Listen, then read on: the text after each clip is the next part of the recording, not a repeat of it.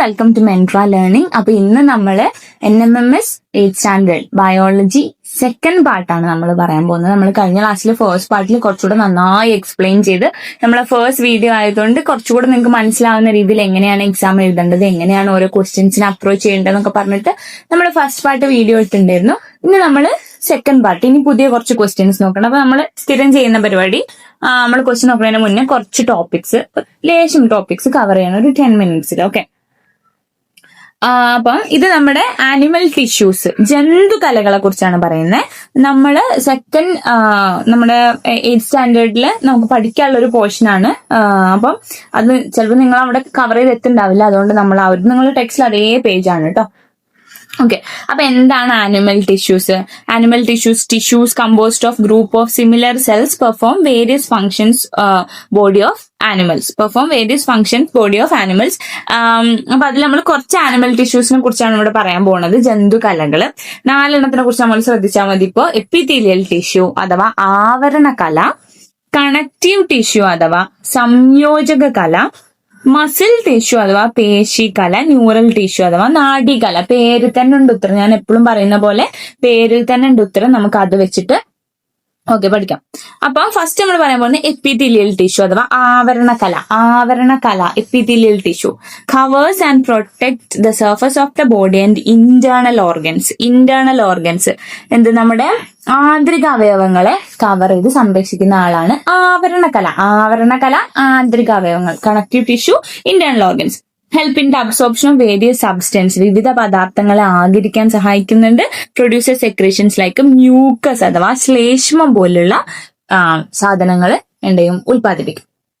Epithelial tissue നമ്മുടെ internal organs, ആവരണകല ആന്തരിക അവയവങ്ങളെ കവർ ചെയ്യുന്നത് ഓർത്ത് വെക്കാം. Okay, next one connective tissue provide support to various parts of the body. ഒരുപാട് ഭാഗത്തുള്ളതാണ്. സംയോജക കല വിവിധ ഭാഗത്തുണ്ട്. Connect various parts of together, എന്താണ് സംയോജിക്കുക, അല്ലെ, കണക്ട് ചെയ്യുക. ഓരോ പല ഭാഗങ്ങളെ കണക്ട് ചെയ്യും. ഇതിലുള്ളതാണ് നമ്മുടെ ബോണ്, ബ്ലഡ്, ഫൈബ്രസ് ടിഷ്യൂ. ഇതൊക്കെ കണക്റ്റീവ് ടിഷ്യൂസിലുള്ളതാണ്. കണ്ടോ, അത് ഓർത്ത് വെക്കുക. അസ്ഥി, രക്തം, നാരുകല, ഇതൊക്കെ നമ്മുടെ ശരീരത്തിൽ ഏറ്റവും കൂടുതലുള്ളതാണിത്, അല്ലെ. അസ്ഥി, രക്തമൊക്കെ കഴിഞ്ഞിട്ട് പിന്നെന്താ? അപ്പൊ ഏറ്റവും കൂടുതലുള്ള കല ഏതായിരിക്കും? നമ്മുടെ ശരീരത്തിൽ ഏറ്റവും കൂടുതലുള്ളത് ഏതായിരിക്കും? കണക്റ്റീവ് ടിഷ്യൂ അഥവാ സംയോജക കലയായിരിക്കും.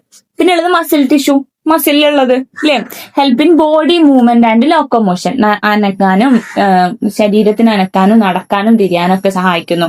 പേശികല ശരീര ചലനത്തെ സഹായിക്കുന്നു. Composed of cells capable of contraction and relaxation, സങ്കോചിക്കാനും പൂർവ്വസ്ഥിതി പ്രാപിക്കാനും കഴിവുള്ള കോശങ്ങളാൽ നിർമ്മിതം.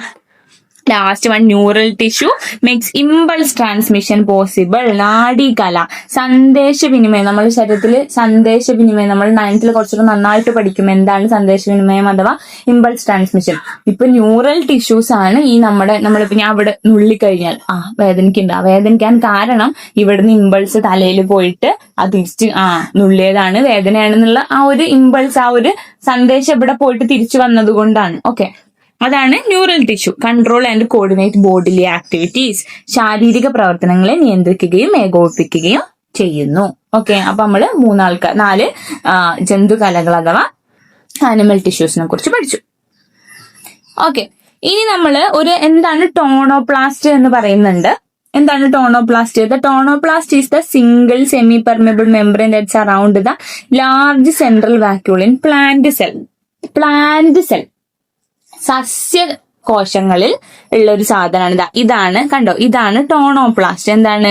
ഒരു സെമി പെർമിയബിൾ ആണ്. എല്ലാവരെയും ഒന്നും ആ ടോണോപ്ലാസ്റ്റോടെ കടത്തിവിട്ടില്ല, ചില ആൾക്കാരെ മാത്രം കടത്തിവിട്ടിട്ട് സെൻട്രൽ വാക്യൂളിനെ കവർ ചെയ്യുന്ന ഒരാളാണ് tonoplast. It separate the inner contents of the vacuole from outer cytoplasm of the cell.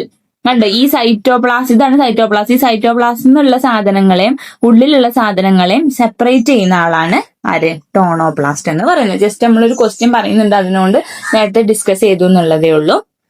Okay, പിന്നെ നമുക്ക് ആനിമൽ സെല്ലിന്റെ ഒരു കാര്യം പറയാൻ നമുക്ക് ക്വസ്റ്റ്യൻ പറയുമ്പോൾ അവിടേക്ക് പോവാം. ഓക്കെ, അപ്പൊ നമുക്ക് ക്വസ്റ്റ്യൻ നോക്കാം.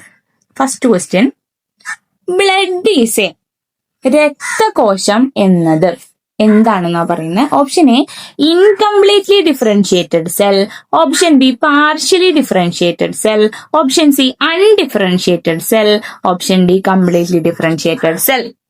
ഇവിടെ നമ്മൾ ശ്രദ്ധിക്കേണ്ടത് എന്താണ് ഓരോന്നും എന്നത്. എന്താണ് ഇൻകംപ്ലീറ്റ്ലി ഡിഫറൻഷിയേറ്റഡ് അഥവാ അപൂർണമായി വൈവിധ്യവൽക്കരിക്കപ്പെട്ടത്, എന്താണ് ഭാഗികമായി വൈവിധ്യവൽക്കരിക്കപ്പെട്ടിട്ടുള്ളത്, എന്താണ് വൈവിധ്യവൽക്കപ്പെടാത്തത്, അതുപോലെ പൂർണ്ണമായും വൈവിധ്യവൽക്കരിക്കപ്പെട്ട കോശം ഏതൊക്കെയാണെന്നാണ് പറയുന്നത്.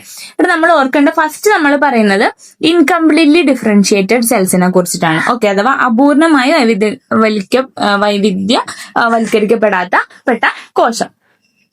എന്താ വെച്ചാല് ഇൻകംപ്ലീറ്റ്, ഈ വൈവിധ്യവൽക്കരിക്കപ്പെട്ട കോശം അഥവാ ഡിഫറൻഷിയേറ്റഡ് സെൽ എന്ന് പറയുന്നത് കംപ്ലീറ്റ്ലി ഡിഫറൻഷിയേറ്റഡ് ആയിട്ടുള്ള ഒരു സെൽ ഉണ്ടായിരിക്കും. അത് പൂർണ്ണമായിട്ടും വൈവിധ്യവൽക്കപ്പെട്ടത്.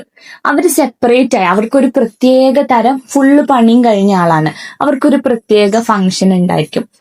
ഇന്ന പണി ചെയ്യാനാണ് നിന്നെ ഞാൻ ഏൽപ്പിച്ചിരിക്കുന്നത്, അയാൾക്ക് പണി കിട്ടി അല്ലെ, ഇന്ന പണി ചെയ്യലാണ് താങ്കളുടെ ജോലി. ഒരാൾക്ക് ജോലി ഏൽപ്പിച്ചു കൊടുത്തു കഴിഞ്ഞാൽ അയാളുടെ കംപ്ലീറ്റ് ആയി, അതിനാണ് കംപ്ലീറ്റ്ലി ഡിഫറൻഷിയേറ്റഡ് സെൽ എന്ന് പറയുന്നത്. ഇൻകംപ്ലീറ്റ്ലി ഡിഫറൻഷിയേറ്റഡ് സെൽ അയാൾക്കുള്ള പണി ഏതാണെന്ന് ഉറപ്പായിട്ടില്ല. ഓക്കെ, അയാളുടെ ജോലി എന്താണെന്നുള്ളത് തീരുമാനമായിട്ടില്ല. പാർഷ്യലി ഡിഫറൻഷിയേറ്റഡും അതേപോലെ തന്നെയാണ്. അവർക്ക് മറ്റെന്തൊക്കെയായിട്ടും മറ്റു പല ജോലികളിലും പങ്കെടുക്കാനുള്ള സാധ്യത ഉണ്ട്. അൺഡിഫറൻഷിയേറ്റഡ് സെൽ എന്ന് പറഞ്ഞാൽ ആ ഒരു കോശത്തിന് എന്ത് തരം പണിയെടുക്കാം, എന്തുമായിട്ട് മാറാനുള്ള കഴിവുണ്ട്. അതിന് എക്സാമ്പിൾ ആണ് നമ്മുടെ സ്റ്റെം സെൽസ് ഒക്കെ. സ്റ്റെം സെൽസിന് എന്താണ് ടോട്ടി പൊട്ടന്റ് എന്ന് പറയും. സ്റ്റെം സെൽസിന് ഏത് തരം കോശങ്ങളായിട്ടും മാറാം. നമ്മൾ ഏത് തരം കലകളായിട്ടും നമ്മൾ ഹാർട്ട് സെൽസ് ആയിക്കോട്ടെ, അല്ലെങ്കിൽ ഹാർട്ടിന് സ്പെഷ്യലൈസ് ചെയ്യാം, അല്ലെങ്കിൽ ലിവർ ആവാം, എന്തിനുമായിട്ടും ഉണ്ടാക്കാം. ഒരു പ്രത്യേക പണി, ഒരു നീ ഈ ജീവിതകാലം മുഴുവൻ ഈ പണി ജോലി ചെയ്യണം എന്ന് പറയുന്നത് കംപ്ലീറ്റ് ആയ ഒരാളാണ് കംപ്ലീറ്റ്ലി ഡിഫറൻഷിയേറ്റഡ് സെൽ. ഇവിടെ നമ്മൾ ഓർക്കുന്നത് ബ്ലഡ് സെല്ല്, രക്തത്തിന്റെ എന്താ പണി? രക്തത്തിന് കുറച്ച് പണിയുണ്ട് അല്ലെ. എന്താണ്? ഓക്സിജൻ ക്യാരി ചെയ്യുക അല്ലെ, അതൊരു പണിയാണ്. ഓക്സിജൻ ക്യാരി ചെയ്യല് രക്തത്തിന്റെ പണിയാണ്. വേറൊരു പണിയില്ല രക്തത്തിന് കാര്യമായിട്ട്. ഓക്സിജൻ ക്യാരി അല്ലാതെ രക്തത്തിന് പുതിയ കോശങ്ങൾ ഉണ്ടാക്കുക, അല്ലെങ്കിൽ എന്താ പറയാ, അങ്ങനെ ഒരു പ്രത്യേക തരം വേറെ പണിയൊന്നുമില്ല. ആകെയുള്ള പണി എന്താണ്? ഓക്സിജൻ ക്യാരിങ് കപ്പാസിറ്റിയാണ് ബ്ലഡിൻ്റെത് അല്ലെ. അപ്പൊ ബ്ലഡ് എന്താണ്?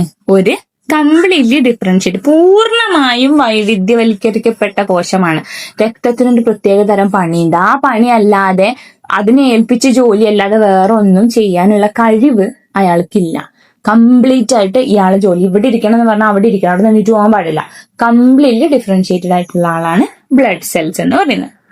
Next question, Azolla can be used to increase dash content in the soil. Azolla രക്തത്തില് Azolla can be use to increase dash content in the soil. അസോളക്ക് നമ്മുടെ സോയിൽ, മണ്ണിൽ ഡാഷ് അളവ് കൂട്ടുന്നതിനായി അസോളയെ ഉപയോഗിക്കാം. മണ്ണില് എന്തിന്റെ അളവ് കൂട്ടാനാണെന്നാണ് ഉപയോഗിക്കുന്നത്. ഓക്കെ, നമുക്ക് ഇവിടെ ആൻസർ വരുന്നത് നൈട്രജൻ ആണ്. അസോളയെ നമ്മൾ നൈട്രജനുമായിട്ട് ഇതാക്കാം. എന്താ പ്രത്യേകത എന്താ വെച്ചാല്, Azolla act like a natural nitrogen factory. ഒരു നാച്ചുറൽ നൈട്രജൻ ഫാക്ടറി പോലുള്ള ഒരാളാണ് Azolla. Anabaena living inside it. അസോളേന്റെ ഉള്ളില് ഒരു ബാക്ടീരിയ ഉണ്ട്, അനബെന്ന എന്ന് പറയാ അയാളെ. Okay, Anabaena. ഇയാളെ പണി എന്താ വെച്ചാല് നമ്മുടെ എയറിലുള്ള വായുവിലുള്ള നൈട്രജനൊക്കെ പിടിച്ചിട്ട് എന്ത് ചെയ്യാം, ഈ അനബെന്നയ്ക്ക് മണ്ണിലാക്കാം. ഓക്കെ, വായുവിൽ നമ്മുടെ അന്തരീക്ഷത്തിൽ ഏറ്റവും കൂടുതലുള്ള ഗ്യാസ് ഏതാ? നൈട്രജൻ. പക്ഷെ ആ നൈട്രജൻ അത്ര പെട്ടെന്നൊന്നും മണ്ണിൽ അലിയൂല. അതിന് നമ്മൾ ഒരുപാട് ഇത് പറയുന്നുണ്ട്, നൈട്രജൻ എങ്ങനെ മണ്ണിലെത്തുന്നുള്ളത് നമുക്ക് ഒരുപാട് കാര്യങ്ങൾ പഠിക്കാനുണ്ട്. അപ്പൊ ഒരു വലിയൊരു ടോപ്പിക് ആയിട്ട് നമുക്ക് പറയാനുള്ള ഒരു ഭാഗമാണ്. ഇപ്പൊ നമ്മൾ ഓർത്തിരിക്കേണ്ടത് അസോളയില് അനബെന്ന എന്ന് പറഞ്ഞിട്ടുള്ള ഒരു സിംബയോട്ടിക് ബാക്ടീരിയ ഉണ്ട്, അനബെന്ന.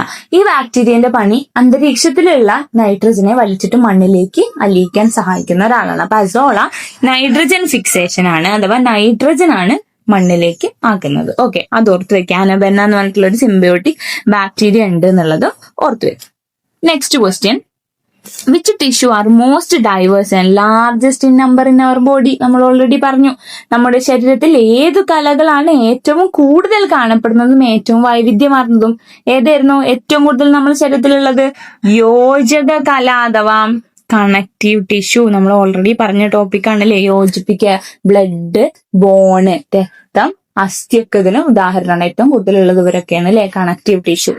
Next question, read the following statement. താഴെ തന്നിരിക്കുന്ന പ്രസ്താവനകൾ വായിക്കുക. വായിച്ചു നോക്കാം.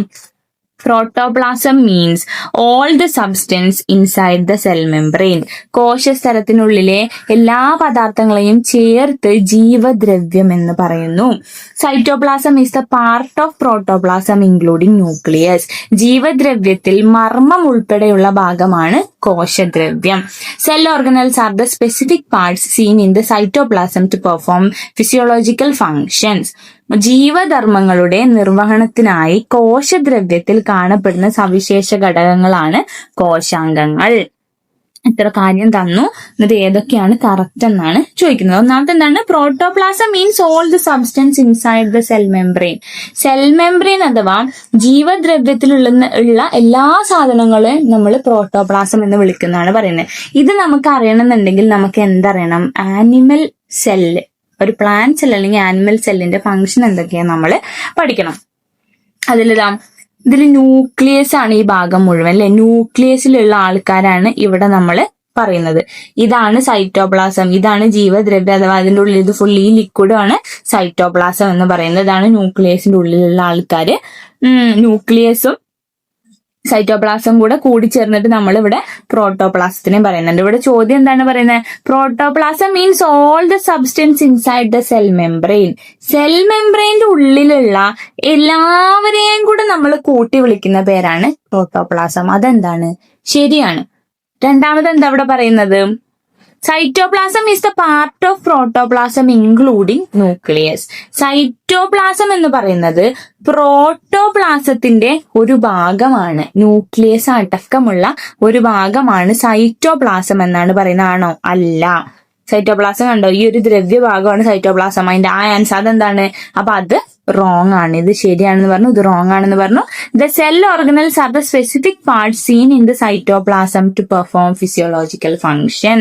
സൈറ്റോപ്ലാസത്തിന്റെ ഉള്ളിലുള്ള സ്പെസിഫിക് ആയിട്ടുള്ള ആൾക്കാരാണ് ഇവരൊക്കെയാണ് സെൽ ഓർഗനൽസ്. ഇവരെല്ലാവരുമാണ് ഈ സെൽ ഓർഗനൽസ്, കോശാംഗം. അപ്പൊ നമ്മള് next question, tonoplast is the. Tonoplast എന്നത്, ടോണോപ്ലാസ്റ്റ് നമ്മൾ നേരത്തെ പറഞ്ഞു അല്ലെ, characteristic membrane covering the vacuole. അതിനല്ലേ നമ്മൾ നേരത്തെ പറഞ്ഞ. അപ്പൊ ആൻസർ അപ്പൊ തന്നെ കിട്ടി അല്ലെ. ഫേനത്തെ ആവരണം ചെയ്തിരിക്കുന്ന സവിശേഷ സ്തരം നമ്മൾ നേരത്തെ ഡിസ്കസ് ചെയ്ത ടോപ്പിക്കാണ്. Next question, Hortus Malabaricus was written under the leadership of. Hortus Malabaricus എന്ന പുസ്തകം രചനയ്ക്ക് നേതൃത്വം നൽകിയത് ആര്? ഇങ്ങനത്തെ ടോപ്പിക്ക് വരുമ്പോൾ നമ്മൾ പഠിക്കുമ്പോൾ ശ്രദ്ധിക്കേണ്ടത് ഓരോ ഓപ്ഷനിലും തന്നിരിക്കുന്നത് ആരാണെന്ന് പഠിക്കാം. ഓക്കെ, ഫസ്റ്റ് പറഞ്ഞാണ് ചരകൻ. ആരാണ് ചരകൻ? ചരകൻ ആക്ച്വലി ഒരു ഏൻഷ്യൻ പണ്ട് കാലത്ത് ഇന്ത്യൻ ഫിസിഷ്യൻ ആയിരുന്നു. ആയുർവേദത്തില് കഴിവ് തെളിയിച്ച ആളായിരുന്നു ചരകൻ. ഓക്കെ, അദ്ദേഹം എഴുതിയ പുസ്തകത്തിന്റെ പേരാണ് ചരക സംഹിത. ചരക സംഹിത എന്ന് പറഞ്ഞിട്ടുള്ള പുസ്തകം എഴുതിയ ആളാണ് അദ്ദേഹം. ഓക്കെ, ഇതല്ല ഹോർത്തൂസ് മലബാറിക്കസ് അല്ല, ചരക സംഹിത എന്ന് പറഞ്ഞ പുസ്തകം എഴുതിയിട്ടുള്ള ആളാണ് ചരക. നെക്സ്റ്റ് പറഞ്ഞാണ് ജോൺ റേ. ജോൺ റേ എന്ന് പറഞ്ഞ ഒരു ഇംഗ്ലീഷ് നാച്ചുറലിസ്റ്റും ടാക്സോണമിസ്റ്റും ആയിരുന്നു. അദ്ദേഹം നമ്മുടെ പ്ലാന്റ്സിനെയും ആനിമൽസിനെയും ക്ലാസിഫൈ ചെയ്യാൻ സഹായിച്ച ആളുകളിൽ ഒരാളാണ് ജോൺ റേ എന്ന് പറഞ്ഞ. ആനിമൽസിനെയും സസ്യങ്ങളെ ജന്തുക്കളെയൊക്കെ ക്ലാസിഫൈ ചെയ്ത് തിരിക്കാൻ സഹായിച്ച ആളാണ് ജോൺ റേ. കാൾ ലിനേഴ്സ് ഉണ്ട്, നമ്മളെ ബൈനോമിയൽ നോമൻക്ലേച്ചർ കൊണ്ടുവന്ന ഫാദർ ഓഫ് ടാക്സോണമി എന്ന് പറയുന്ന ആളാണ് കാൾ ലിനേഴ്സ്. അങ്ങനെ ഒരു ക്വസ്റ്റ്യൻ ചോദിക്കാം, ഫാദർ ഓഫ് ടാക്സോണമി ആരാണ്? Carl Linnaeus. ബൈനോമിയൽ നോമൻക്ലേച്ചർ, ഇപ്പൊ നമ്മള് മനുഷ്യന്മാരെ നോമൻക്ലേച്ചർ ഹോമോസാപ്പിയൻസ്, നമ്മൾ ബൈനോമിയൽ നോമൻക്ലേച്ചർ ഒരു ജീവിക്ക് ഒരു യുണീക്ക് ആയിട്ടുള്ള ബൈനോമിയൽ നോമൻക്ലേച്ചർ കൊണ്ടുവന്ന ആളാണ് കാൾ ലിനേഴ്സ് എന്ന് പറയുന്നത്. ബൈനോമിയൽ നോമൻക്ലേച്ചർ എന്താ നമ്മൾ കുറച്ച് കഴിഞ്ഞാൽ പറയും. അറിയാത്ത ആൾക്കാർക്ക് നമ്മൾ ഒന്നും കൂടെ എക്സ്പ്ലെയിൻ ചെയ്യുന്നതാണ്. ഇവിടെ ചോദ്യം എന്താണ്? ഹോർത്തൂസ് മലബാറിക്കസ് എഴുതിയത് ആരാന്നാ? ഹോർത്തൂസ് മലബാറിക്കസ് ഈ തന്നിരിക്കുന്ന 3 ആൾക്കാർ എഴുതിയിട്ടില്ല. അപ്പൊ ആൻസർ എന്തായിരിക്കും? None of this. ഇനി ഹോർത്തൂസ് മലബാറിക്കസ് എഴുതിയത് ആരാന്ന് ഞാൻ പറഞ്ഞുതരാം. ഒരു ഭയങ്കര ഫേമസ് ആയിട്ടുള്ള ഒരു 12 വോളിയം ബുക്കാണ്. നമ്മുടെ മലബാർ റീജിയനിൽ കേരളയിലുള്ള പ്ലാന്റ് സ്പീഷീസിനെ ഡിസ്ക്രൈബ് ചെയ്യുന്ന ഏകദേശം 12 വോളിയം അടങ്ങിയിട്ടുള്ള ഒരു പുസ്തകമാണ്. വോളിയംസ് ഓഫ് ബുക്കാണ് ഹോർത്തൂസ് മലബാറിക്കസ് എന്ന് പറയുന്നത്. ഹെൻറിക് വാൻ റീഡ് എന്ന് പറഞ്ഞിട്ടുള്ള ഒരു 17ാം നൂറ്റാണ്ടിലെ 17th സെഞ്ചുറിയിലെ കേരളയെ ഭരിച്ചിരുന്ന ഡച്ച് ഗവർണർ ആയിരുന്ന ഹെൻറിക് വാൻ റീഡ് ആണ് ഹോർത്തൂസ് മലബാറിക്കസ് ആക്ച്വലി എഴുതാൻ നേതൃത്വം കൊടുത്തത്. ഓക്കെ ആണല്ലോ. ആൻസർ നൺ ഓഫ് ദീസ് ആണ്. ഹോർത്തൂസ് മലബാറിക്കസ് എഴുതിയ ആളെ പേരാണ് Hendrik van Rheede. Next question, which among the following is not a part of compound microscope? താഴെ തന്നിരിക്കുന്നവയിൽ കോമ്പൗണ്ട് മൈക്രോസ്കോപ്പിന്റെ ഭാഗം അല്ലാത്തത് അല്ലാത്തത് ശ്രദ്ധിക്കുക. നോട്ട് എ പാർട്ട്, മണ്ടിപ്പോയിട്ട് ഐ പീസ് അല്ലെങ്കിൽ കണ്ടൻസർ, മിറർ, ഇതൊക്കെ മിക്കവാറും ഐ പീസ് ഒക്കെ ആയിരിക്കും ഓരോരുത്തരുടെ കണ്ണിൽ വരിക. അപ്പൊ ഐ പീസ് അതിലുള്ള നമ്മൾ എന്ത് ചെയ്യും, പോയി ടിക്കിടും. നോട്ട് അല്ലാതെ, ഇവിടെയൊക്കെ കണ്ടോ ഹൈലൈറ്റ് ചെയ്ത് കൊടുത്തിട്ടുള്ളതാണ്, നമ്മൾ മണ്ടത്തരം ചെയ്യാതിരിക്കാനാണ്. കണ്ടോ, നോട്ട് ഭാഗം അല്ലാത്തത് ഏതൊക്കെയാ? ഐ പീസ് നമുക്ക് നോക്കാം. ഇതാ കിടക്കുന്നു ഐ പീസ് അല്ലേ. കണ്ടൻസർ ഓപ്ഷനിൽ എന്തൊക്കെയാ? ഐ പീസ് ഉണ്ട്, കണ്ടൻസർ, മിറർ. ഒരു മിററും ഉണ്ട് ഇവിടെ. കോമ്പൗണ്ട് മൈക്രോസ്കോപ്പിന് ഒരു മിററും ഉണ്ട്. കോമ്പൗണ്ട് മൈക്രോസ്കോപ്പ്, ഇതാണ് കോമ്പൗണ്ട് മൈക്രോസ്കോപ്പ്. അതിന്റെ ഭാഗങ്ങൾ ആണ് ഇവിടെ കാണിക്കുന്നത്. ഐ പീസ് നമ്മളെ കണ്ണ് വെക്കുന്നതാണ് ഐ പീസ്. ഇത് അഡ്ജസ്റ്റ് ചെയ്യാനുള്ള ഒരു നോബ് ഉണ്ടായിരിക്കും. 2 പവർ അഡ്ജസ്റ്റ് ചെയ്യാനുള്ള ഒരു ബോഡി ട്യൂബ് ഉണ്ട്. ആ ബോഡി ട്യൂബ് ഉണ്ട്. പിന്നെ ഇവിടെ ഇത് കണ്ടത്, ഇതാണ് സ്റ്റേജ്. ഇവിടെയാണ് നമ്മൾ സ്ലൈഡ് ഇങ്ങനെ വെക്കുക. ഇവിടെയാണ് കണ്ട, അതിലാണ് നമ്മളൊരു സ്പെസിമെൻ വെക്കുക. എന്നിട്ട് അതിന് ആ സ്ലൈഡിന് ഇങ്ങനെ മാറി പോവാതിരിക്കാനുള്ള ഒരു ക്ലിപ്പാണിത്. നമ്മൾ മാഗ്നിഫിക്കേഷൻ അനുസരിച്ച് ഇതിങ്ങനെ തിരിച്ചു മാറ്റി കൊടുക്കും. 5x 40x 100x എന്നൊക്കെ പറഞ്ഞിട്ട്. പിന്നെ ഇവിടെ ഒരു കണ്ടൻസർ ഉണ്ട്. പിന്നെ അതിന്റെ ഒരു ബേസും ഉണ്ട്. അപ്പൊ ഈ ഇതിലില്ലാത്ത ഒരാളാണ് ഇവിടെ പറഞ്ഞിട്ടുള്ള ആര്? ഫില്ലർ എന്ന് പറഞ്ഞിട്ടുള്ള ഒരു സാധനം മൈക്രോസ്കോപ്പിന് ഇല്ല. ഓക്കെ, അപ്പൊ next question number 67. Find out prokaryote from the following. താഴെ തന്നിരിക്കുന്നവയിൽ നിന്നും പ്രോകാരിയോട്ടിനെ കണ്ടെത്തുക. അപ്പം ഒരുപാട് പേർക്ക് കൺഫ്യൂഷൻ ഉള്ള ഭാഗമാണ് എന്താണ് പ്രോകാരിയോട്ട്, എന്താണ് യൂകാരിയോട്ട് അല്ലെ. ആ കൺഫ്യൂഷൻ നമുക്ക് ഇന്നത്തോടെ തീർക്കാം. Prokaryotic and eukaryotic cells difference വെച്ചിട്ട് നമുക്ക് പഠിക്കാം. ഓക്കെ, പ്രോകാരിയോട്ടിക് സെൽ എന്ന് പറഞ്ഞാൽ ഭയങ്കര സ്മോൾ ആൻഡ് സിമ്പിൾ ആയിരിക്കും. യൂകാരിയോട്ടിക് ആണെങ്കിൽ ലാർജ് ആയിരിക്കും. സിമ്പിൾ ആണ്, യൂകാരിയോട്ടിക് ലാർജ് ആണെന്ന് ഓർക്കുക. അവിടെ വെച്ചിട്ടാണ് തുടങ്ങാം. പ്രോകാരിയോട്ടിന്റെ സൈസ് കണ്ടോ, 0.1 to 5 μm ആണ്. മറ്റേത് 10 to 100 μm ഉണ്ട്. യൂണിസെല്ലുലാർ ആണ്. എല്ലാ പ്രോകാരിയോട്ടിക് സെൽസും യൂണിസെല്ലുലാർ ആണ്. Okay, all prokaryotic cells are unicellular. Eukaryotic ആണെന്നുണ്ടെങ്കിൽ, അതായത് ഏകകോശ ജീവികൾ. യൂകാരിയോട്ടിക് ആണെങ്കിൽ ഏകകോശവും ഉണ്ട്, ബഹുകോശ ജീവികളും ഉണ്ട്. യൂണിസെല്ലുലാറും ഉണ്ട്, മൾട്ടി സെല്ലുലാറും ഉണ്ട്. ന്യൂക്ലിയസ് ഇല്ല പ്രോകാരിയോട്ടിക് സെൽസിന്, ന്യൂക്ലിയസ് ഉണ്ട് യൂകാരിയോട്ടിക്കിന്. പ്രോകാരിയോട്ടിക് സെൽസിൽ സർക്കുലാർ DNA ആണ്, മറ്റൊരു ലീനിയർ DNA ആണ്. പിന്നെ നമുക്ക് പഠിക്കാനുള്ള സാധനം മാത്രമേ പറഞ്ഞാൽ ലാക്ക് മെമ്പർ, ഇത് നമ്മൾ പഠിക്കുന്ന ഒരു ഭാഗമാണ് lack membrane bound organelles. Membrane bound organelles ഇല്ലാത്തതാണ് പ്രോകാരിയോട്ടിക്. എന്നാൽ യൂകാരിയോട്ടിക് ആണെങ്കിൽ എന്തുണ്ട്? മെംബ്രെയിൻ ബൗണ്ട് ഓർഗനൽസ് ഉണ്ട്. പ്രോകാരിയോട്ടിക് ആണെങ്കിൽ സെക്ഷുവലി അസെക്ഷുവലി ആയിരിക്കും റീപ്രൊഡ്യൂസ് ചെയ്യുക. യൂകാരിയോട്ടിക് ആണെങ്കിൽ കുറച്ചുകൂടെ വലിയ ഓർഗാനിസംസ് ആണല്ലോ, സെക്ഷുവലി മാത്രമായിരിക്കും, മോസ്റ്റ്ലി സെക്ഷുവലി ആയിരിക്കും റീപ്രൊഡ്യൂസ് ചെയ്യുക. ബൈനറി ഫിഷൻ വഴി സെല്ല് ഡിവൈഡ് ചെയ്യുന്നുണ്ട്. യൂകാരിയോട്ടിക്കിലാണെങ്കിൽ മൈറ്റോസിസ് വഴിയാണ് സെൽ ഡിവിഷൻ നടക്കുന്നത്. എക്സാമ്പിൾ ഇമ്പോർട്ടന്റ് ആയിട്ട് പഠിച്ചു വെക്കുക. Bacteria and ആർക്കി bacteria.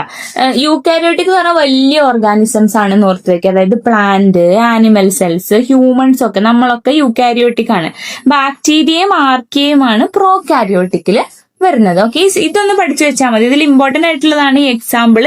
അതേപോലെ മെംബ്രെയിൻ ബൗണ്ട് ഓർഗനൽസ് ഇല്ലാത്തത് എന്നുള്ളത്, ന്യൂക്ലിയസ് പ്രസന്റ്, ന്യൂക്ലിയസ് ആബ്സെന്റോ, അത്ര ഓർത്ത് വെക്കും. പിന്നെ പ്രോകാരിയോട്ടിക് എല്ലാം യൂണിസെല്ലാർ ആണ്, യൂകാരിയോട്ടിക് എല്ലാം യൂണി ഓർ മൾട്ടി സെല്ലാർ ആണ്. അപ്പൊ ഞാൻ അതിന്റെ ആൻസർ നോക്കാം. നമുക്ക് നോക്കൂ. ഓപ്ഷൻ എ അമീബ യൂണിസെല്ലുലാർ ആണല്ലോ അല്ലെ. അപ്പൊ അതാണോ? അണ്ടമുട്ടിന് ടിക്ക് ഇടരുത്. Option B cyano bacteria. നമ്മൾ പഠിച്ചു സയനോ ബാക്ടീരിയ എന്താണ്? പ്രോകാരിയോട്ടിക് ആണ്. ഓപ്ഷൻ അവിടെ തന്നെ നമ്മൾ പഠിച്ച സാധനമാണ് cyano bacteria. Next question, in binomial nomenclature the first word of scientific name indicate. ആരാ ദ്വിനാമ പദ്ധതി കൊണ്ടുവന്ന നമ്മൾ നേരത്തെ പഠിച്ചു. കള്ളിനേസ്. എന്താണ് ദ്വിനാമ പദ്ധതി അഥവാ ബൈനോമിയൽ നോമൻക്ലേച്ചർ? നമുക്ക് പറയാം. ഇതാണ് ഒരു സിമ്പിൾ എക്സാമ്പിളിൽ പറയാണ്. അതായത് ഇപ്പൊ നിങ്ങൾക്ക് വീട്ടിൽ വിളിക്കുന്ന ഒരു പേരുണ്ടായിരിക്കും അല്ലെ, അപ്പുറത്തെ വീട്ടിൽ ഒരാൾ വിളിക്കുന്ന ഒരു പേരുണ്ടായിരിക്കും, ഫ്രണ്ട്സ് വിളിക്കുന്ന ഒരു പേരുണ്ടായിരിക്കും, നിങ്ങൾ ഒറിജിനൽ പേരുണ്ടായിരിക്കും, അതായത് സർട്ടിഫിക്കറ്റിലൊക്കെ ഉള്ള ഒരു പേരും. അതേപോലെ എല്ലാ ഓർഗാൻസ്, ഇപ്പൊ ഫോർ എക്സാമ്പിൾ നമുക്ക് പറയാൻ ഏറ്റവും എളുപ്പമുള്ളതാണ്, ഒരുപാട് പേര് കരിയിലക്കിളി എന്ന് വിളിക്കുന്ന കിളിയുണ്ട്. അതേപോലെ കുറെ പേര് അതിന് ചാണകക്കിളി എന്ന് വിളിക്കും, കുറെ പേര് പൂത്താങ്കിരി, അങ്ങനെ പല പേരിൽ വിളിക്കുന്നുണ്ട്. ഓരോ സ്ഥലത്തും ഈ കിളിക്ക് ഓരോ പേരാ. അപ്പൊ ഒരു സ്ഥലത്ത് പോയിട്ട് നമുക്ക് ഈ കിളിനെ കുറിച്ച് പഠിക്കണമെന്നുണ്ടെങ്കിൽ അതിന്റെ പേരെന്താന്നൊക്കെ പഠിച്ചു വരുമ്പോഴത്തേക്ക് തന്നെ പകുതി സമയം പോകും. അപ്പം എല്ലാ ഓർഗാനിസംസിനും നമ്മൾ കോമൺ ആയിട്ട് കൊടുക്കുന്ന ഒരു പേരുണ്ട്. അതായത് ഒരു ബുക്കിൽ എഴുതി അല്ലെങ്കിൽ യൂണിവേഴ്സലി ലോകത്തിൽ എല്ലാവർക്കും ഒരേപോലെ വിളിക്കാൻ പറ്റുന്ന ഒരു പേര്, നമ്മളെയൊക്കെ സർട്ടിഫിക്കറ്റിൽ ഒരു പേരുള്ള പോലെ നമ്മൾ എല്ലാ ജീവികൾക്കും അങ്ങനെ ഒരു പേര് കൊടുക്കും. അങ്ങനെ പേര് കൊടുക്കുമ്പോൾ അതിനാണ് ബൈനോമിയൽ നോമൻക്ലേച്ചർ എന്ന് പറയും. ബൈനോമിയൽ എന്ന് പറഞ്ഞാൽ 2 പേരുണ്ടായിരിക്കും, ഒരു ജീനസ് നെയിമും ഒരു സ്പീഷീസ് നാമവും. അതേത് ജീനസിലാണ് അതേത് സ്പീഷീസിലാണെന്നുള്ളത് ഒരു ജീനസ് നാമം ഒരു സ്പീഷീസ് നാമം കൊടുക്കും. ഇപ്പൊ ഫോർ എക്സാമ്പിൾ കടുവ, ടൈഗർ, വേറെ ഭാഷയിൽ വേറെ പല പേരും ഉണ്ടാവും. അപ്പൊ ഒരു 3-4 രാജ്യത്തെ ആൾക്കാര് ഒരു കടുവേനെ കുറിച്ച് പഠിക്കണമെന്നുണ്ടെങ്കിൽ ഒരാൾ കടുവ അറിയണം, മറ്റൊരു ടൈഗർ അറിയണം, മറ്റേ വേറെ എന്തെങ്കിലുമൊക്കെ പേര് പറയും. ആ കൺഫ്യൂഷൻ ഒഴിവാക്കാൻ വേണ്ടി നമ്മൾ കടുവയ്ക്ക് കൊടുത്തിട്ടുള്ള പേരാണ് പാൻതേറ ടൈഗ്രിസ്. പേര് വളരെ സ്പെസിഫിക് ആയിട്ട് തന്നെയാണ് കൊടുത്തത്. പാൻതേറ എന്ന് പറയുന്നത് ഈ കടുവ വരുന്ന ജീനസ് ആണ്, അത് ഏത് ജീനസിലാണ് വരുന്നത് എന്നുള്ളതാണ്. ടൈഗ്രിസ് എന്ന് പറയുന്നത് അതിന്റെ സ്പീഷീസ് നാമമാണ്, നമ്മളെ പരീക്ഷയ്ക്ക് ജീനസ് നാമമാണ്. ആ സയന്റിഫിക് നെയിമിൽ ബൈനോമിയൽ നോമൻക്ലേച്ചറിൽ ആദ്യം കൊടുക്കുന്നത് ആ ജീവി ഏത് ജീനസിലാണുള്ളത് എന്നാണ്. ആദ്യം കൊടുക്കുന്നത് അതിന്റെ ജീനസ് നാമവും രണ്ടാമത് കൊടുക്കുന്നത് അതിന്റെ സ്പീഷീസ് നാമവുമാണ്. 8ാം ക്ലാസ്സിൽ നമുക്ക് പഠിക്കാനുണ്ട്. ഓക്കെ, അപ്പൊ നമ്മൾ ഒന്നുകൂടെ ഓർത്തെടുക്കും. അപ്പൊ ക്വസ്റ്റ്യന്റെ ആൻസർ എന്താ? ക്വസ്റ്റ്യൻ എന്താ? In binomial nomenclature the first word of scientific name, ആദ്യത്തെ നെയിം ഏതാണ്? ഫസ്റ്റ് നെയിം ഏതാണ്? Yes, genus name. ദ്വിനാമ പദത്തിൽ ശാസ്ത്രീയ നാമത്തിലെ ആദ്യ പദം സൂചിപ്പിക്കുന്നത് എന്താണ്? ജീനസ് നാമമാണ്. ഓക്കെ, ജീനസ് നാമം. Option C. Next question, basic level of classification of organisms, വർഗീകരണത്തിലെ അടിസ്ഥാന തലം. അത് നമുക്ക് അതിന് വർഗീകരണം എന്താണെന്ന് മനസ്സിലാവണം. അതിൽ അടിസ്ഥാനം ബേസിക് ആയിട്ടുള്ളത് എന്താണെന്ന് മനസ്സിലാക്കണം. അതും കൂടെ നമുക്ക് പഠിക്കാം. ഇന്ന് പറയുന്ന ലാസ്റ്റത്തെ ഒരു ടോപ്പിക്കാണ്. ജീവികളെ നമ്മൾ ഈ ഒരു രീതിക്കാണ് വർഗീകരിക്കുക. ഇപ്പൊ നിങ്ങൾക്ക് മനസ്സിലാവും എളുപ്പത്തില്, നമ്മളൊരു ഭൂമിയിലാണ് ജീവിക്കുന്നത് അല്ലെ? ആ ഭൂമിയിൽ നിങ്ങൾ കറക്റ്റ് എവിടെയാണെന്ന് അറിയാൻ വേണ്ടിയിട്ട് നമ്മളൊരു സിസ്റ്റം കൊണ്ടുവന്നിട്ടുണ്ട്. ഭൂമിയിൽ ഇന്ന സ്ഥലത്ത് ഇവിടെ നമ്മൾ മാർക്ക് ചെയ്യുമ്പോൾ എങ്ങനെ മാർക്ക് ചെയ്യുന്ന? ഇന്ന കോണ്ടിനെന്റിൽ, ഈ ഏഷ്യ എന്ന് പറഞ്ഞ ഭൂഖണ്ഡത്തിൽ, ഇന്ത്യ എന്ന് പറഞ്ഞ രാജ്യത്തിൽ, കേരളം എന്ന് പറഞ്ഞിട്ടുള്ള ജില്ലയിൽ ഇല്ലേ, 3ാമത്തെ. പിന്നെ മലപ്പുറം ഏതെങ്കിലും ഒരു ജില്ല, മലപ്പുറം എന്ന് പറഞ്ഞ ജില്ലയിൽ. ഇപ്പൊ നിങ്ങളൊരു പിന്നെ അവിടെ ഒരു മുനിസിപ്പാലിറ്റി ഉണ്ടായിരിക്കില്ലേ, അല്ലെങ്കിൽ അവിടെ ഒരു പഞ്ചായത്ത് ഉണ്ട്. അപ്പൊ ഫോർ എക്സാമ്പിൾ നിലമ്പൂർ മുനിസിപ്പാലിറ്റിയിൽ ഇന്ന പോസ്റ്റ് ഓഫീസിലെ ഇന്ന വീട് അല്ലെ, ഇങ്ങനെ ഡിവൈഡ് ചെയ്ത് വെച്ചിട്ടുണ്ട്. അപ്പൊ ഇന്ന രാജ്യം എന്ന് പറയുന്നത്, അല്ലെങ്കിൽ കോണ്ടിനെന്റ് എന്ന് പറയുന്ന ഭൂഖണ്ഡം എന്ന് പറയുന്നത് വലുതാണ് അല്ലെ? അതേപോലെയാണ് ഇവിടെ ഭൂഖണ്ഡത്തിന്റെ ഉള്ളിൽ ഒരുപാട് രാജ്യങ്ങൾ ഉണ്ടായാലും ഒരു രാജ്യമാണ് ഇന്ത്യ. ഇന്ത്യയിലുള്ള ഒരുപാട് സംസ്ഥാനങ്ങൾ ഉണ്ടായാലും ഒരു സംസ്ഥാനമാണ് കേരളം. കേരളത്തിന്റെ ഉള്ളിൽ ഒരുപാട് ജില്ല ഉണ്ടായാലും ഒരു ജില്ലയാണ് മലപ്പുറം.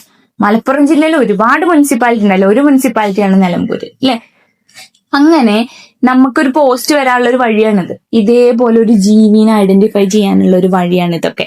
അതിൽ ഫസ്റ്റ് വരുന്നപ്പോ നമ്മള് ഏഷ്യ എന്ന് പറഞ്ഞ ഭൂഖണ്ഡം പറഞ്ഞ പോലെ ഫസ്റ്റ് വരുന്നതാണ് കിങ്ഡം. കിങ്ഡത്തിൽ ഒരുപാട് ഫൈലം ഉണ്ടായിരിക്കും അല്ലെ? ഒരു ഫൈലത്തിൽ ഒരുപാട് ക്ലാസ് ഉണ്ടായിരിക്കും. ഒരു ക്ലാസ്സിൽ ഒരുപാട് ഓർഡർ ഉണ്ടായിരിക്കും. ഒരു ഓർഡറിൽ ഒരുപാട് ഫാമിലി ഉണ്ടായിരിക്കും. ഒരു ഫാമിലിയിൽ ഒരുപാട് ജീനസ് ഉണ്ടായിരിക്കും. ഒരു ജീനസിൽ ഒരുപാട് സ്പീഷീസ് ഉണ്ടായിരിക്കും. ഓരോ സ്പീഷീസും പ്രത്യേകതരം സ്പീഷീസ് ആണ് അല്ലെ? അപ്പൊ ബേസിക് ആയിട്ടുള്ളത് ഏതാന്നാ ചോദിച്ചത്. അതായത് ബേസിക്, ഏറ്റവും ചെറുത്, ഏറ്റവും സ്പെസിഫിക് ആയിട്ടുള്ളത് അത് ഏതായിരിക്കും? ഇതില് സ്പീഷീസ് ആയിരിക്കും. കാരണം ഞാൻ പറഞ്ഞു ഒരു കിങ്ഡം എന്ന് പറഞ്ഞപ്പോ ഒരു ഏഷ്യ എന്ന് പറഞ്ഞിട്ടുള്ള ഒരു ഭൂഖണ്ഡത്തില് ഒരുപാട് രാജ്യങ്ങൾ ഉണ്ടാവും അല്ലെ? അതിനോട് സിമിലർ ആണ് കിങ്ഡം എന്ന് പറയുന്നത്. ലാസ്റ്റ് നമ്മൾ പറഞ്ഞതാണ് ഇന്ന മുനിസിപ്പാലിറ്റിയിലെ ഇന്ന പോസ്റ്റ് ഓഫീസിൽ വരുന്ന ഇന്ന വീട്. അത് ഏറ്റവും സ്പെസിഫിക്. അതിൽ സ്പെസിഫിക് ആയിട്ട് ഇനി പറയാനില്ല. അതാണ് ബേസിക് ആയിട്ടുള്ളത്. നമ്മളെ വീടാണ് ഇതിൽ ഏറ്റവും ബേസിക് ആയിട്ട് വരുന്നത്. അതേപോലെ ഏറ്റവും ചെറുതാണ് സ്പീഷീസ് എന്ന് പറയുന്നത്. അപ്പൊ നമ്മൾ പാൻതേറ ടൈഗ്രിസിന്റെ കാര്യം പറഞ്ഞപ്പോ പാൻതേറ എന്ന് പറഞ്ഞ ജീനസിൽ വേറെ ഒരുപാട് എന്തെങ്കിലും പുലിന്റെ ഉള്ള ആൾക്കാരൊക്കെ ഉണ്ട് ഈ പുലിന്റെ ടീമിൽ വരുന്ന വേറെ ഒരുപാട് ആൾക്കാരുണ്ട്, ഫാമിലിയിലൊക്കെ വരുന്ന ഒരുപാട് ആൾക്കാരുണ്ട്. അതിൽ ഏറ്റവും സ്പെസിഫിക് ആയിട്ടുള്ളതാണ് ടൈഗ്രിസ്. ഈ ടൈഗ്രിസ് ആകെ ഇയാള് മാത്രം തന്നെ ഉള്ളൂ. മനസ്സിലായില്ലേ? ഏറ്റവും ബേസിക് ആയിട്ട് വരുന്നത് ആരാന്നാ? ഏറ്റവും ബേസിക് ആയിട്ട് വരുന്നതാണ് സ്പീഷീസ്. ഇത് എല്ലാവർക്കും കൺഫ്യൂഷൻ ആവും, കിങ്ഡം ആണോ സ്പീഷീസ് ആണോ എന്നുള്ളത്. ഓക്കെ, നമ്മൾ പഠിക്കുമ്പോൾ എപ്പോഴും kingdom, phylum, class, order, family, genus, species എന്ന് വെച്ചാൽ പഠിക്കാം. അതിൽ ഏറ്റവും സ്പെസിഫിക് ആയിട്ടുള്ളതാണ് സ്പീഷീസ് എന്ന് പറയുന്നത്. അപ്പൊ ആൻസർ കിട്ടി, എന്താണ്? Species. 69 option A. Last question. Who named the centre of the cell as nucleus? ആരാണ് ഒരു കോശത്തിന്റെ ഉള്ളിലത്തെ സാധനത്തിനെ അല്ലെങ്കിൽ അതിന്റെ സെന്ററിനെ ന്യൂക്ലിയസ് എന്ന് വിളിച്ചത്? ആരാണ് കോശകേന്ദ്രത്തിനെ ന്യൂക്ലിയസ് എന്ന് വിളിച്ചത്? മർമ്മം എന്ന് പറയാം. Option a Rudolf Virchow, option b Robert Hooke, option c Robert Brown, option d Theodor Schwann. നമുക്ക് ആരാണെന്ന് കണ്ടുപിടിക്കാം. Okay, answer option c Robert Brown ആണ്. അത് ഓർത്ത് വെക്കാം. ന്യൂക്ലിയസ് എന്ന് വിളിച്ചത് റോബർട്ട് ബ്രൗൺ ആണ്. ബാക്കിയുള്ളവരെന്താ ചെയ്തത് നമുക്ക് പറയാം. ഓപ്ഷൻ എ റുഡോൾഫ് വിർച്ചോന്റെ പണി എന്താ ചോദിക്കാം. Rudolf Virchow famous for proposed that all cells arise from pre-existing cells. Cell theory കൊണ്ട് നമുക്ക് പഠിക്കാനുണ്ട് കേട്ടോ.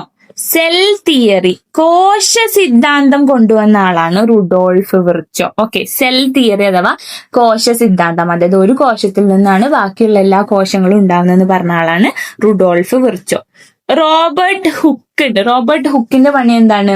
In 1665 observed thin slices of cork under microscope. കോർക്കില്ലേ, നമ്മളെ കുപ്പി കടക്കുന്ന കോർക്ക്, ആ കോർക്കിന്റെ ചെറിയ സ്ലൈസിനെ മൈക്രോസ്കോപ്പിൽ അദ്ദേഹം ഒബ്സർവ് ചെയ്തു. Coined the term cell. Cell എന്ന് പറഞ്ഞ വാക്ക് കൊണ്ടുവന്ന ആളാണ് Robert hook. Cell because the tiny compartment looked like monks room. ഒരു റൂം പോലെ അല്ലെങ്കിൽ ഒരു കമ്പാർട്ട്മെന്റ് പോലെ കാണപ്പെട്ടതുകൊണ്ട് അദ്ദേഹം സെൽ എന്ന് വിളിച്ചു. നിങ്ങൾ ഇത്ര ഓർത്താൽ മതി. റോബർട്ട് ഹുക്ക് സെല്ല് എന്ന് പറഞ്ഞ വാക്ക് കൊണ്ടുവന്ന ആളാണ് റോബർട്ട് ഹുക്ക്. റോബർട്ട് ബ്രൗൺ ആണ് കോശത്തിന്റെ ഉള്ളിലുള്ളത് ന്യൂക്ലിയസ് ആണെന്ന് പറഞ്ഞത്. തിയഡോർ ഷ്വാൻ ഉണ്ട്. തിയഡോർ ഷ്വാനും സെൽ തിയറിക്ക് ഫേമസ് ആയിട്ടുള്ള ആളാണ് Theodore Schwann. All animals are made up of cells എന്ന് പറഞ്ഞതാണ് തിയഡോർ ഷ്വാൻ. എല്ലാ ആനിമൽസും കോശങ്ങൾ കൊണ്ടാണ് ഉണ്ടാക്കിയെന്ന് പറഞ്ഞതാണ് തിയഡോർ ഷ്വാൻ എന്ന് പറയുന്നത്. ഓക്കെ, അപ്പൊ ഇവിടെ ആൻസർ റോബർട്ട് ബ്രൗൺ ആണ്. റുഡോൾഫ് വിർച്ചോ സെൽ തിയറി കൊണ്ടുവന്ന ആള്. റോബർട്ട് ഹുക്ക് സെൽ എന്ന് പറഞ്ഞ വാക്ക് ടേം ചെയ്ത ആള്. റോബർട്ട് ബ്രൗൺ ആണ് കോശത്തിന്റെ ഉള്ളിലുള്ളത് ന്യൂക്ലിയസ് ആണെന്ന് പറഞ്ഞ ആള്.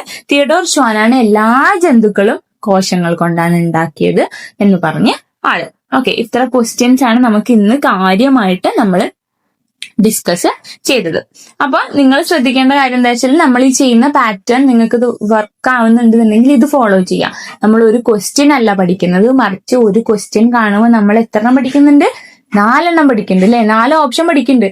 ആ 4 ഓപ്ഷൻ എങ്ങനെ പരീക്ഷയ്ക്ക് ചോദ്യം ചോദിക്കും? ഈ സെയിം ചോദ്യം റിപ്പീറ്റ് ചെയ്യില്ലല്ലോ. പക്ഷെ ആ ഓപ്ഷനും കൂടെ നമ്മൾ പഠിക്കുമ്പോൾ നമ്മൾ ആ ടോപ്പിക്ക് ഹോളായിട്ട് പഠിക്കുകയാണ് ചെയ്യാം.